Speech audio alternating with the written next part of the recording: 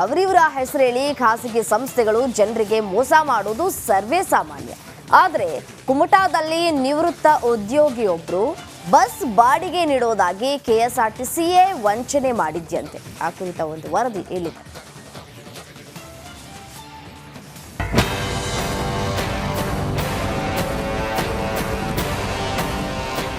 ಉತ್ತರ ಕನ್ನಡ ಜಿಲ್ಲೆ ಕೆಎಸ್ಆರ್ಟಿಸಿ ಅಧಿಕಾರಿಗಳಿಗೆ ಗ್ರಾಹಕರ ನ್ಯಾಯಾಲಯ ಚಾಟಿ ಬೀಸಿದೆ.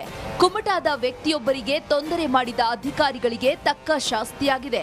ಶೇಷು ಹರಿಕಾಂತ ಅನ್ನೋರು ಕುಮಟಾ ಡಿಪೋದಲ್ಲಿ ದಾವಣಗೆರೆಗೆ ಹೋಗಲು ಬಸ್ ಬುಕ್ ಮಾಡಿದ್ರು. ಅದಕ್ಕಾಗಿ 21,000 ರೂಪಾಯಿ ಹಣ ಡೆಪಾಸಿಟ್ ಕೂಡ ಮಾಡಿದ್ರು. ಆದ್ರೆ ಕಾರ್ಯಕ್ರಮಕ್ಕೆ ತೆರಳುವ ದಿನ ಡಿಪೋಗೆ ಬಂದವರಿಗೆ ಶಾಕ್ ಕಾದಿತ್ತು.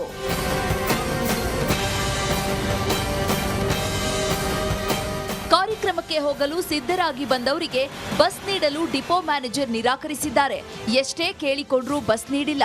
ಇದರಿಂದ ನೊಂದ ಶೇಷು ಹರಿಕಾಂತ ಗ್ರಾಹಕರ ನ್ಯಾಯಾಲಯದ ಮೊರೆ ಹೋಗಿದ್ದಾರೆ.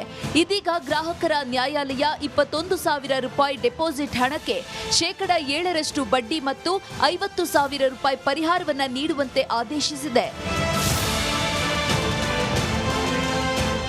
ಅಷ್ಟಕ್ಕೂ ನ್ಯಾಯಾಲಯದ ಮೊರೆ ಹೋದ ಶೇಷು ಹರಿಕಾಂತ್ ಕೆಎಸ್ಆರ್ಟಿಸಿಯಲ್ಲಿಯೇ 34 ವರ್ಷ ಸೇವೆ ಸಲ್ಲಿಸಿದ್ರು. ಸಂಸ್ಥೆಯಲ್ಲಿ ಸೇವೆ ಸಲ್ಲಿಸಿದ್ದಕ್ಕೆ ಅಧಿಕಾರಿಗಳು ತಮಗೆ ಅವಮಾನ ಮಾಡಿದಲ್ಲದೆ ಸಾರ್ವಜನಿಕರಿಗೆ ತೊಂದರೆ ಮಾಡಿದ್ದಾರೆ. ಇಂಥ ಅಧಿಕಾರಿಗಳಿಂದಲೇ ಕೆಎಸ್ಆರ್ಟಿಸಿಯ ಮರ್ಯಾದೆ ಹೋಗುತ್ತಿದೆ, ಅಲ್ಲದೆ ಆದಾಯಕ್ಕೂ ಕತ್ತರಿ ಬೀಳುತ್ತಿದೆ ಎಂದು ಆರೋಪಿಸಿದ್ದಾರೆ. 15/7/2022 ದಾವಣಗೆರೆಯಲ್ಲಿ ನಾವೊಂದು ಧಾರ್ಮಿಕ ಕಾರ್ಯ ಇಟ್ಕೊಂಡಾಗಿತ್ತು ನಮ್ಮ ಕುಟುಂಬದೆಲ್ಲ ಸೇರಿ. ಆ ಕಾರಣಕ್ಕಾಗಿ ನಾನು 14ನೇ ತಾರೀಕಿಗೆ ಡಿಪೋಗೆ ಹೋಗಿ ಒಂದು ಬಸ್ ಕೊಡಿ ಅಂತಂದೆ, ಒಪ್ಪಂದದ ಮೇರೆಗೆ.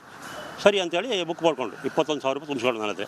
ಇಲ್ಲ ರೀ ಶೇಷು, ನೀವು ಬಸ್ಸನ್ನು ಕ್ಯಾನ್ಸಲ್ ಮಾಡಿದ್ದೇನೆ, ಬೇರೆ ಬಸ್ ಮಾಡ್ಕೊಂಡು ಹೋಗಿ ಅಂತಂದ. ಏನು ಸರ್ ಈ ಥರ ಹೇಳಿದ್ರೆ ನನಗೊಂದು ನ್ಯಾಯ ಸಿಕ್ಕಿದೆ. ಕನ್ಸ್ಯೂಮರ್ ಕೋರ್ಟ್ನಲ್ಲಿ ಆ ಡಿಪಾರ್ಟ್ಮೆಂಟ್ ಮನೆಯೊಳಗೆ 50,000 ಫೈನ್ ಹಾಕಿದ್ದಾರೆ. ಮತ್ತು ನಾ ಇಟ್ಟಂಥ 21,000ಕ್ಕೆ ಡಿಪಾಸಿಟ್ಗೆ ಹಣ 7% ಬಡ್ಡಿ ಹಾಕಿ ಕೊಡಬೇಕು ಹೇಳಿದರೆ ದಯವಿಟ್ಟು ನ್ಯಾಯ ಸಿಕ್ಕಿದೆ. ಆದರೆ ಇಂಥ ಅಧಿಕಾರಿಗಳಿಂದ ಸಾರಿಗೆ ಸಂಸ್ಥೆ ದೊಡ್ಡ ಸ್ಟೇಷನ್ ಬರೋದಲ್ಲದೆ ಸಂಸ್ಥೆ ಆದಾಯಕ್ಕೂ ಹೊಡೆತಗೊಂಡಿದೆ.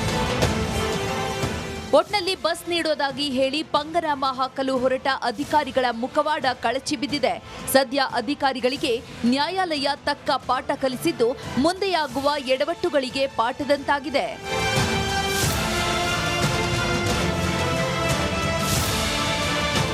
ಶೇಷಗಿರಿ ಮುಂಡಳ್ಳಿ, ರಿಪಬ್ಲಿಕ್ ಕನ್ನಡ, ಕಾರವಾರ.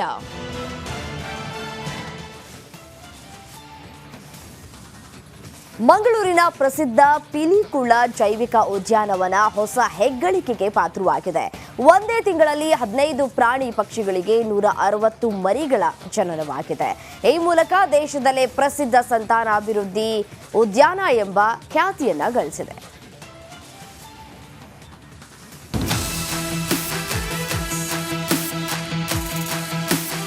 ಕಡಲ ನಗರಿಯ ಪಿಲಿಕುಳದಲ್ಲಿ ಇರುವ ಡಾಕ್ಟರ್ ಶಿವರಾಮ್ ಕಾರಂತ ಜೈವಿಕ ಉದ್ಯಾನವನ ಹೊಸ ದಾಖಲೆಯನ್ನ ಬರೆದಿದೆ. ಜೈವಿಕ ಉದ್ಯಾನವನದ ಮೃಗಾಲಯದಲ್ಲಿ ಇರುವಂತಹ 15 ಪ್ರಾಣಿ ಪಕ್ಷಿಗಳು ಒಂದೇ ತಿಂಗಳಿನಲ್ಲಿ ಮರಿಗಳಿಗೆ ಜನ್ಮ ನೀಡಿವೆ. ಆ ಮೂಲಕ ಹೊಸದೊಂದು ದಾಖಲೆ ನಿರ್ಮಾಣ ಆಗಿದೆ. ಒಂದೇ ತಿಂಗಳಿನಲ್ಲಿ ವಿವಿಧ ಪ್ರಭೇದಗಳ 15ಕ್ಕೂ ಅಧಿಕ ಪ್ರಾಣಿ ಪಕ್ಷಿಗಳು ಹಾಗೂ ಉರಗಗಳ ಸಂತಾನೋತ್ಪತ್ತಿಯಾಗಿದೆ. ಒಟ್ಟು 160ಕ್ಕೂ ಅಧಿಕ ಮರಿಗಳ ಜನನವಾಗಿದೆ. ಈ ಸಂತಾನಾಭಿವೃದ್ಧಿಯಿಂದ 10 ಮಾಸ್ಕೋವಿಮಾ ಬಾತುಕೋಳಿ, 2 ರೆಡ್ ಹ್ಯಾಂಡೆಡ್ ಮಂಗಗಳು, 2 ಕತ್ತೆ ಕಿರುಬ, 1 ಬಿಳಿ ಕೃಷ್ಣ ಮೃಗ, 5 ಚೆನ್ನ ನಾಯಿಗಳ ಜನನವಾಗಿದೆ.